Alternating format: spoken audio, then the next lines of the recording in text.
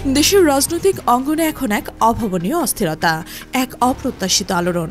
গণপ্রজাতন্ত্রী বাংলাদেশের ভবিষ্যৎ কোন পথে মোড় নেবে তা নিয়ে সর্বত্রই চলছে গভীর জল্পনা কল্পনা। ডক্টর মোহাম্মদ ইউনূসের তত্ত্বাবধানে জারি হওয়া জুলাই সনদ দেশের সুদীর্ঘ রাজনৈতিক আখ্যানের এক নতুন অধ্যায়ের সূচনা করেছে, যেখানে আপাত দৃষ্টিতে মনে হচ্ছে দীর্ঘদিনের বিরোধীরা একই মোহনায় এসে দাঁড়িয়েছে, আর যারা নিজেদের বিজয়ী ভাবছে তাদের জন্য লুকিয়ে আছে সুদূরপ্রসারী চ্যালেঞ্জ। এই সনদ জরিপের পরপরই যে খবরটি সবচেয়ে বেশি আলোচিত হয়েছে তা হলো জাতীয় নির্বাচনের দিনই গণভোটের আয়োজন। এক ধাক্কায় এটি বিএনপির বহুদিনের দাবিকে যেন স্বীকৃতি দিয়ে দিল। তত্ত্বাবধায়ক সরকারের অধীনে নির্বাচনের যে আন্দোলন তাকে এক ভিন্ন মাত্রায় নিয়ে যাওয়া হয়েছে এই গণভোটের ঘোষণার মাধ্যমে। একইভাবে সংসদের উচ্চকক্ষের আনুপাতিক প্রতিনিধিত্ব পিআর ব্যবস্থার অন্তর্ভুক্তি জামাতে ইসলামের একটি গুরুত্বপূর্ণ দাবি মেনে নেওয়ার ইঙ্গিত দিচ্ছে। কিন্তু এই আপাত সরলীকরণ ঘটনার গভীরতা বুঝতে আমাদের পথ আটকে দিচ্ছে, কারণ এই সিদ্ধান্তের পেছনে লুকিয়ে আছে বহু সূক্ষ্ম হিসাব নিকাশ, যা দেশের রাজনীতিকে এক জটিল জালের মধ্যে ফেলে দিয়েছে। জুলাই সনদের এই ঘোষণা, বিশেষ করে উচ্চকক্ষের পিআর ব্যবস্থা প্রবর্তন, সরকারের একতরফা সিদ্ধান্ত বলেই মনে করা হচ্ছে। এতে বিএনপির কোনো নোট অব ডিসেন্ট বা আপত্তিকে আলাদাভাবে গুরুত্ব দেওয়া হয়নি, বরং তাদের সমস্ত আপত্তিকে গণভোটের রায়ের ওপর ছেড়ে দেওয়া হয়েছে। অর্থাৎ বিএনপির আপত্তির বিষয়গুলো অগ্রাহ্য করে একটি বৃহত্তর রাজনৈতিক ছকের অংশ হিসেবে এটি জারি করা হয়েছে। দেশের সাধারণ মানুষের মধ্যে এই প্রশ্ন ঘুরপাক খাচ্ছে, ডক্টর মোহাম্মদ ইউনূসের এই দূরদর্শী নাকি বিতর্কিত সিদ্ধান্তটি শেষ পর্যন্ত দেশের রাজনীতিতে সুফল বয়ে আনবে, নাকি কেবল অনিশ্চয়তার বেড়াচালে আরও বাড়িয়ে তুলবে। এই মুহূর্তে দেশের রাজনৈতিক প্রেক্ষাপটে এক হযবরল পরিস্থিতি তৈরি হয়েছে, যা ভবিষ্যৎ গতিপথ সম্পূর্ণ অনুমেয় নয়। প্রাথমিকভাবে আজকের এই ঐতিহাসিক ঘোষণায় বিএনপির অনেক নেতাকর্মী এবং তাদের বুদ্ধিজীবী মহল এক বিশাল বিজয় দেখেছেন। তাদের ভাষ্যমতে সরকার তাদের মূল দাবিগুলো মেনে নিতে বাধ্য করেছে। তাদের উল্লাস স্পষ্ট, কারণ তাদের বহুল প্রতীক্ষিত গণভোটটি জাতীয় নির্বাচনের দিনই অনুষ্ঠিত হতে যাচ্ছে। এই ঘোষণার পর সামাজিক যোগাযোগ মাধ্যম থেকে শুরু করে বিভিন্ন সভা সমিতিতে বিএনপির পক্ষ থেকে বিজয়ের বার্তা ছড়িয়ে পড়েছে, যেখানে বলা হচ্ছে আমরা জিতেছি, বাকিরা হেরেছে। বিশেষ করে জামাতে ইসলামকে তাদের দাবি আদায়ের ব্যর্থ বলে চিত্রিত করা হচ্ছে। জামাত যদি উভয় কক্ষে আনুপাতিক প্রতিনিধিত্বের দাবি তুলেছিল, কিন্তু শেষ পর্যন্ত উচ্চ কক্ষে সীমিত পিআর মেনে নিতে হয়েছে। তাদের এই অর্জনকে অনেকে অর্ধেক প্রাপ্তি হিসেবে দেখছেন এবং প্রশ্ন তুলছেন, জামাত কি আসলেই হেরে গেল? ডক্টর ইউনূস কি তাহলে তাদের সঙ্গে এক ধরনের রাজনৈতিক বেইমানি করল? চলুন জটিল এই প্রেক্ষাপটকে আরও গভীরভাবে বিশ্লেষণ করার চেষ্টা করি। সত্যি বলতে কি, জামাত ইসলামী আন্দোলন সহ ৮টি রাজনৈতিক দলের মূল দাবি ছিল প্রথমে গণভোট এবং তারপর জাতীয় নির্বাচন। এর পাশাপাশি উভয় সংসদীয় কক্ষেই আনুপাতিক প্রতিনিধিত্বের ভিত্তিতে নির্বাচন নিশ্চিত করা। এই দাবিগুলোর মধ্যে থেকে কেবলমাত্র একটি অংশ, অর্থাৎ উচ্চকক্ষের আনুপাতিক প্রতিনিধিত্ব মেনে নেওয়া হয়েছে। এই একটি জায়গায় আপাত দৃষ্টিতে ছোট মনে হলেও জামাতের একটি কৌশলগত বিজয় নিহিত রয়েছে। সরকার তাদের আনুপাতিক প্রতিনিধিত্বের একটি দাবি গ্রহণ করেছে, কিন্তু তা কেবল উচ্চকক্ষের জন্য সীমাবদ্ধ রাখা হয়েছে। নিম্নকক্ষের নির্বাচন পদ্ধতি আগের মতোই থাকবে। তাদের সংসদে এমপির সংখ্যা, যা একটি দ্বিকক্ষ বিশিষ্ট সংসদীয় কাঠামো তৈরি করবে। এটি সেই সূক্ষ্ম বিজয় যা জামাত মনে মনে চেয়েছিল। এর ফলে যদি বিএনপি নির্বাচনে জয়লাভ করলেও সরকার গঠন করে, তবে তাদের পক্ষে নিজেদের ইচ্ছামতো আইন পাশ করা অত্যন্ত কঠিন হয়ে পড়বে। উচ্চকক্ষে একটি শক্তিশালী বিরোধী দল থাকবে, যারা সংবিধানের সংশোধনের মতো গুরুত্বপূর্ণ বিষয়ে ভোট দেওয়ার ক্ষমতা রাখবে। এটি বিএনপির জন্য এক বিরাট পরাজয়ের বার্তা নিয়ে এসেছে, কারণ বিএনপি বারবারই শেখ হাসিনার মতো একচেটিয়া আধিপত্য এবং নিরঙ্কুশ ক্ষমতা চেয়েছিল, যেখানে তারা যা খুশি তাই করতে পারবে। কিন্তু উচ্চকক্ষে আনুপাতিক প্রতিনিধিত্বের প্রত্যাবর্তন তাদের সেই আকাঙ্ক্ষাকে এক চরম চ্যালেঞ্জের মুখে ঠেলে দিয়েছে। তারা যে নোট অব ডিসেন্ট ডিসেন্ট দিয়ে রেখেছিল, ডক্টর ইউনূস সেগুলোকে সম্পূর্ণ উপেক্ষা করেছে, বরং এইসব বিষয়কে গণভোটের রায়ের উপর ছেড়ে দিয়ে জনগণের কাছে চূড়ান্ত সিদ্ধান্ত নেওয়ার ভার দিয়েছে। এর অর্থ হলো, যদি জনগণ হ্যাঁ ভোট দিয়ে এই জুলাই সনদের প্রস্তাবকে অনুমোদন করে, তবে বিএনপিকে ক্ষমতায় গ্রহণের পর এমন অনেক কিছু মেনে চলতে হবে যা তারা একেবারে চায়নি। তাদের কাছে বিকল্প কোনো পথ থাকবে না।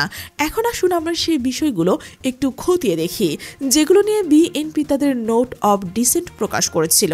কিছুদিন আগে বিএনপি যে না ভোট প্রচারণা চালিয়েছে, তা মূলত গণভোটে তাদের আপত্তিগুলোকে অন্তর্ভুক্ত না করারই প্রতিবাদ ছিল। তাদের সেই নোট অফ ডিসেন্টের কয়েকটি গুরুত্বপূর্ণ বিষয় নিম্নরূপ। প্রথমত, বিএনপি চেয়েছিল দলীয় প্রধান এবং প্রধানমন্ত্রী একই ব্যক্তি হতে পারবেন। এর মাধ্যমে তারা ক্ষমতার চেক অ্যান্ড ব্যালেন্সড বা ভারসাম্যকে আগ্রহ করতে চেয়েছিল। তাদের মূল লক্ষ্য ছিল তারেক রহমান দলের প্রধান হিসেবে যেমন থাকবেন, তেমনি প্রধানমন্ত্রী হিসেবেও দায়িত্ব পালন করবেন, যা একক আধিপত্য প্রতিষ্ঠার এক সুস্পষ্ট ইঙ্গিত। তারা এমন একটি শাসন ব্যবস্থা চায়নি যেখানে ক্ষমতা বিকেন্দ্রীভূত থাকবে বা ক্ষমতার অপব্যবহার রোধে কোনো কার্যকর ভারসাম্যমূলক ব্যবস্থা থাকবে। দ্বিতীয়ত, তারা উচ্চ কক্ষে প্রাপ্ত ভোটের আনুপাতিক প্রতিনিধিত্বের ধারণায় আপত্তি জানিয়েছিল। তারা মূলত চেয়েছিল নিম্ন কক্ষের একটি প্রতিচ্ছবি হিসেবেই যেন উচ্চ কক্ষ গঠিত হয়। তার উদ্দেশ্য ছিল, যদি তারা ক্ষমতায় আসে তবে কোনো ধরনের বাধা ছাড়াই নিজেদের ইচ্ছামতো আইন পাশ করতে সক্ষম হবে। আনুপাতিক প্রতিনিধিত্বের মাধ্যমে যে একটি শক্তিশালী বিরোধী দল উচ্চ কক্ষে আসতে পারে এবং তাদের আইন প্রণয়নে বাধা দিতে পারে, এমনটাই তারা কখনো চায়নি। এর ফলে তাদের একচেটিয়া আইন প্রণয়নের ক্ষমতা খর্ব হওয়ার সম্ভাবনা ছিল। তৃতীয়ত, বিএনপির দলীয় প্রভাবমুক্ত পাবলিক সার্ভিস কমিশন পিএসসি চায়নি। তাদের আকাঙ্ক্ষা ছিল বিসিএস ক্যাডার নিয়োগে তারা যেন সরাসরি প্রভাব খাটাতে পারে। তাদের পছন্দসই ব্যক্তিরাই পিএসসিতে নিযুক্ত থাকবে এবং তারা ইচ্ছামতো ডিসি-এসপি নিয়োগ দিতে পারবে। এদের মাধ্যমে তারা দলীয় ক্যাডার দিয়ে প্রশাসনকে এমনভাবে ভরে ফেলতে চেয়েছিল যাতে শেখ হাসিনার মতো সারা দেশে ডিসি-এসপিরা তাদের আনুগত্য থাকে। এর মূল উদ্দেশ্য ছিল প্রশাসনের ওপর সম্পূর্ণ রাজনৈতিক নিয়ন্ত্রণ প্রতিষ্ঠা করা, যা সুশাসন ও নিরপেক্ষ প্রশাসনিক ব্যবস্থার পরিপন্থী। চতুর্থত, দুর্নীতি কমিশনের দুদকের চেয়ারম্যান নিয়োগের প্রস্তাবেও তাদের আপত্তি ছিল। এর কারণ ছিল, প্রস্তাবিত পন্থায় দলীয় প্রধানের ক্ষমতা কমে যেত। যদি দলীয় প্রভাবমুক্ত উপায়ে দুদকের চেয়ারম্যান নিয়োগ করা হয়, তবে তারা দুর্নীতি করলেও তাদের বিরুদ্ধে ব্যবস্থা নেওয়া সম্ভব হতো না। বিএনপি চেয়েছিল দুদক যেন তাদের দুর্নীতির বিষয়ে ক্লিন চিট দিতে পারে, অর্থাৎ তাদের বিরুদ্ধে কোনো ব্যবস্থা না নিতে পারে। এটি মূলত দুর্নীতির বিরুদ্ধে লড়াইয়ের পরিবর্তে দুর্নীতির সুরক্ষা নিশ্চিত করার এক প্রচেষ্টা। পঞ্চমত, মানবাধিকার কমিশন চেয়ারম্যান এবং অডিটর জেনারেল নিয়োগের পন্থায়ও তারা আপত্তি জানিয়েছে। তারা এই ধরনের নিরপেক্ষ নিয়োগের প্রক্রিয়া চায়নি, কারণ এর মাধ্যমে দলের প্রভাব কমে যেত। যদি নিয়োগ প্রক্রিয়া সুষ্ঠু ও নিরপেক্ষ হয়, তবে দলবাজি এবং স্বজনপ্রীতি হ্রাস হতো, যা বিএনপির রাজনৈতিক কৌশলের সঙ্গে সঙ্গতিপূর্ণ ছিল না। তারা চেয়েছিল এসব গুরুত্বপূর্ণ পদেও তাদের আনুগত্যদের বসিয়ে প্রতিষ্ঠানকে রাজনৈতিকভাবে প্রভাবিত করতে। ষষ্ঠত, তারা চেয়েছিল সিনিয়র বিচারপতিকে প্রধান বিচারপতি হিসেবে নিয়োগের পরিবর্তে শীর্ষ 3 জনের মধ্যে থেকে একজনকে নিয়োগ দিতে চেয়েছিল। তাদের উদ্দেশ্য ছিল তাদের আনুগত্য বা তাবেদার বিচারপতির নিয়োগ দেওয়া, যাতে বিচার ব্যবস্থার উপর তাদের একক প্রভাব থাকে। এর মাধ্যমে তারা যখন খুশি হাইকোর্টকে ব্যবহার করতে, এমনকি জামায়াতকে নিষিদ্ধ করার মতো কঠিন সিদ্ধান্ত নিতে পারত। এটি মূলত বিচার বিভাগের স্বাধীনতা হরব করার একটি রাজনৈতিক হাতিয়ারে পরিণত করার এক সুদূরপ্রসারী পরিকল্পনা ছিল। বিএনপি চেয়েছিল উপরে বর্ণিত এসব বিতর্কিত বিষয়গুলো গণভোটের আওতায় না এনে স্বয়ংক্রিয়ভাবে বাদ দেওয়া হোক, কিন্তু ডক্টর মোহাম্মদ ইউনূস তাদের এই দাবিকে সম্পূর্ণ উপেক্ষা করে এসব বিষয়কেও গণভোটের জন্য উন্মুক্ত করে দিয়েছিল। এর মানে হলো, যদি গণভোট হ্যাঁ ভোট দিয়ে এই জুলাই সনদের প্রস্তাবগুলোকে অনুমোদন করে, তবে বিএনপি ক্ষমতায় গ্রহণ করলেও এসব বিষয়কে উপেক্ষা করে দেশ চালাতে পারবে না। তাদের কাছে কোনো বিকল্প থাকবে না, তাদের বাধ্য হয়ে জনগণের রায় মেনে নিতে হবে। ডক্টর মোহাম্মদ ইউনূসের অনুযায়ী জাতীয় সংসদ নির্বাচনের দিনে এই গণভোট অনুষ্ঠিত হবে, যা ফেব্রুয়ারির প্রথম ধাপে সম্পন্ন করতে হবে। এই গণভোটের একটি প্রশ্নের বিপরীতে 4টি অপশন রাখা হবে, যা ব্যালট পেপারে সুস্পষ্টভাবে লেখা থাকে। প্রশ্নটি এমন আপনি কি জুলাই জাতীয় সনদ এবং জুলাই জাতীয় সনদে লিপিবদ্ধ সংবিধান সংস্কার সম্পর্কিত নিম্নলিখিত প্রস্তাবের প্রতি আপনার সম্মতি জ্ঞাপন করছেন? অপশনগুলো হলো নির্বাচনকালীন তত্ত্বাবধায়ক সরকার, নির্বাচন কমিশন এবং অন্যান্য সাংবিধানিক প্রতিষ্ঠান জুলাই সনদের আলোকে গঠিত ও পরিচালিত হবে।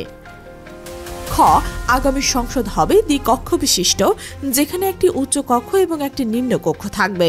জাতীয় সংসদ নির্বাচনে দলগুলো তাদের প্রাপ্ত ভোটের অনুপাতে 100 জন সংসদ সদস্য নিয়ে উচ্চ কক্ষ গঠন করবে এবং সংবিধান সংশোধন করতে হলে উচ্চ কক্ষের সংখ্যাগরিষ্ঠ সংসদের অনুমোদন লাগবে। এর অর্থ হলো বিরোধী দলের ক্ষমতার এখানে অনেক বেশি থাকবে। গ, যে 30টি বিষয় ঐকমত হয়েছে সে 30টি বিষয় বাস্তবায়নে দলগুলো বাধ্য থাকবে। ঘ, অন্যান্য সংস্কার রাজনৈতিক দলগুলির প্রতিশ্রুতি অনুযায়ী বাস্তবায়ন হবে। এটি হলো সামগ্রিক পরিস্থিতি। এখন যদি গণভোটের না ভোট জয়যুক্ত হয়, অর্থাৎ বিএনপি এবং আওয়ামী লীগ উভয়ই তাদের একত্রিত প্রচেষ্টায় না ভোট সফল করতে পারে, তবে সব শেষ হয়ে যাবে। জুলাই সনদের সমস্ত আকাঙ্ক্ষা, শহীদদের আকাঙ্ক্ষা আর সম্পূর্ণ হবে না। দেশে প্রচলিত রাজনৈতিক ধারা আর পরিবর্তন হবে না। দেশের রাজনৈতিক ভবিষ্যৎ নিয়ে যে নতুন আশাবাদ তৈরি হয়েছে তা অঙ্কুরে বিনষ্ট হয়ে যাবে। এই নির্দিষ্ট প্রেক্ষাপটে আওয়ামী লীগের সঙ্গে বিএনপির এক অপ্রত্যাশিত ঐকমত গড়ে উঠেছে। আওয়ামী লীগ তাদের বিভিন্ন প্ল্যাটফর্মে না ভোটের পক্ষে প্রচারণা শুরু করেছে। একইভাবে বিএনপির একটি অ্যাক্টিভিটিস এবং ছাত্রদলের অফিসিয়াল পেজগুলোতেও না ভোটের জোরদার প্রচারণা চলছে। তারা জীবনপণ চেষ্টা করে যাবে যাতে গণভোটে না জয়যুক্ত হয়। এর কারণে স্পষ্ট, উভয় দলই তাদের স্বৈরাচার স্টাইলের এককভাবে দেশ শাসন করার ক্ষমতাকে অক্ষুণ্ণ রাখতে চায়। এই গণভোটের মধ্যে দিয়ে আসলে রাজনীতির খেলায় এক নতুন মোড় এসেছে।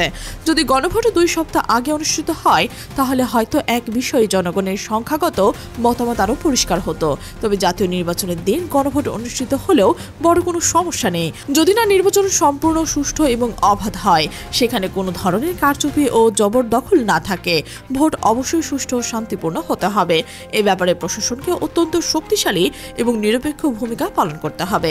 ডক্টর মোহাম্মদ ইউনূসকে এই বিষয়টি নিশ্চিত করতে হবে যে এই কঠিন চ্যালেঞ্জের মোকাবেলায় জনগণের সক্রিয় সহযোগিতা অপরিহার্য। এবার আসুন বিএনপির দীর্ঘদিনের অবস্থা প্রসঙ্গে। বিএনপি কখনোই আনুপাতিক প্রতিনিধিত্ব পিআর এর পক্ষে ছিল না। তারা বারবার দাবি করেছে যে সাধারণ জনগণ আনুপাতিক প্রতিনিধিত্বের জটিলতা বোঝে না এবং এই নিয়ে তারা মুখে ফেনা তুলে ফেলেছে। অথচ সেই আনুপাতিক প্রতিনিধিত্ব ব্যবস্থায় উচ্চ কক্ষের জন্য মেনে নেওয়া হয়েছে। এটি কিন্তু জামায়াতে ইসলামের জন্য একটি বড় বিজয়। এখন যদি বিএনপি সরকার গঠন করে, এমনকি তারা 40% ভোট পেয়েও ক্ষমতায় আসুক না কেন, উচ্চকক্ষে 60% ভোট পাওয়া বিরোধী দলের সংখ্যাগরিষ্ঠতা থাকবে। এই উচ্চকক্ষের অনুমোদন ছাড়া সংবিধানে কোনো সংশোধন সম্ভব হবে না, যা ভবিষ্যতে যে কোনো ফ্যাসিবাদী শাসনকে কার্যকরভাবে প্রতিরোধ করবে। জুলাই সনদের অন্যতম প্রধান দাবি ছিল ভবিষ্যতে ফ্যাসিবাদকে রুখে দেওয়া এবং এটি জামাতের একটি মৌলিক দাবি। যেহেতু বিএনপি এবং আওয়ামী লীগ উভয় দলই জুলাই সনদের বিপক্ষে অবস্থান করছে, তাই তাদের এই মুহূর্তে দেশের রাজনৈতিক প্রেক্ষাপটে জামাতকে ক্ষমতায় আনা ছাড়া পরিবর্তনের আর কোনো প্রস্তাবের সুযোগ নেই। আজকের এই ঘোষণার পর হিসাবটা বেশ সরল হয়ে গেছে। এখন জনগণকে কিছু কঠিন প্রশ্নের মুখোমুখি হতে হবে। 1, আপনি কি জুলাই সনদ পরিপূর্ণভাবে বাস্তবায়ন চান? যদি তাই হয়, তাহলে জামাতকে নির্বাচনে বিজয়ী করুন এবং গণভোটে হাঁ জয়যুক্ত করুন। 2, আপনি কি একটি নতুন রাজনৈতিক বন্দোবস্ত এবং রাষ্ট্রীয় কাঠামো চান? তাহলে জামাতকে নির্বাচনে বিজয়ী করুন এবং গণভোটে হাঁ জয়যুক্ত করুন। 3, আপনি কি বাংলাদেশকে নতুনভাবে গড়ে তুলতে চান? তাহলে জামাতকে নির্বাচনে বিজয়ী করুন এবং গণভোটে হাঁ জয়যুক্ত করুন। এই মুহূর্তে আর কোনো বিকল্প পথই নেই। এই নির্বাচন এবং গণভোট দেশের জন্য অত্যন্ত জরুরি। যদি বিএনপি ক্ষমতায় আসে, তারা জুলাই সনদকে ছুঁড়ে ফেলে দেয় এবং তাদের জয় বাংলা স্লোগানের অধীনে এক নতুন রাজনৈতিক বন্দোবস্ত ও রাষ্ট্রীয় কাঠামো প্রবর্তন করবে। সুতরাং যারা বিদ্যমান আওয়ামী লীগ শাসনকে আবারও ফিরিয়ে আনতে চান না, তাদের জন্য জামায়াত ছাড়া আর কোনো অপশন নেই। জামায়াতকে ক্ষমতায় আনতেই হবে যদি সত্যিকার অর্থে পরিবর্তন আনা সম্ভব। তবে গণভোটের ক্ষেত্রে একটি বড় সমস্যা হলো দেশের অনেক মানুষ এখনো অক্ষর জ্ঞানহীন। তাদের কাছে জটিল বিষয়গুলো বোঝানো কঠিন হয়ে যেতে পারে। তাই তাদের কাছে একটি সরল বার্তা পৌঁছে দিতে হবে। সেই বার্তাটি হলো, ভাই, আপনি যদি দেশটার সত্যিকার অর্থে পরিবর্তন চান, জুলাই চেতনার বাস্তবায়ন চান, ফ্যাসিবাদকে রুখে দিতে চান এবং আওয়ামী লীগের শাসন ফেরানো ঠেকাতে চান, তাহলে গণভোটের ক্ষেত্রে হাঁ টিক দেবেন এবং জাতীয় নির্বাচনে দাঁড়িপাল্লায় ভোট দেবেন। কারণ বিএনপি এবং আওয়ামী লীগ উভয় দলই এই গণভোট চায়নি। তারা গণভোটের মাধ্যমে জুলাই সনদ বাস্তবায়ন হোক বা কোনো ধরনের সংস্কার হোক তা চায়নি। তাহলে এবার বলুন, রাজনৈতিক এই খেলায় আসল বিজয়ী কারা? ডক্টর মোহাম্মদ ইউনূস কি পরোক্ষভাবে সারা দেশের মানুষকে একটি সুস্পষ্ট বার্তা দিয়ে রেখেছে? সেই বার্তাটি কি এই যে, যদি আগামীতে তোমরা সত্যিকারের পরিবর্তন চাও তাহলে বিএনপিকে বয়কট করো এবং জামায়াতকে ক্ষমতায় নিয়ে আসো? এই প্রশ্নটি এখন দেশের প্রতিটি মানুষের মনে ঘুরপাক খাচ্ছে। আপনারা কি মনে করছেন এই জটিল পরিবর্তনের আসল খেলাটা কোথায়? আপনার মূল্যবান মতামত আমাদের কমেন্ট বক্সে জানাবেন। আর হ্যাঁ, এই চ্যানেলে যদি নতুন হয়ে থাকেন, এমন বিশ্লেষণমূলক খবর পেতে অবশ্যই সাবস্ক্রাইব করে বেল আইকনটি বাজিয়ে রাখুন। আমাদের সাথে থাকার জন্য ধন্যবাদ।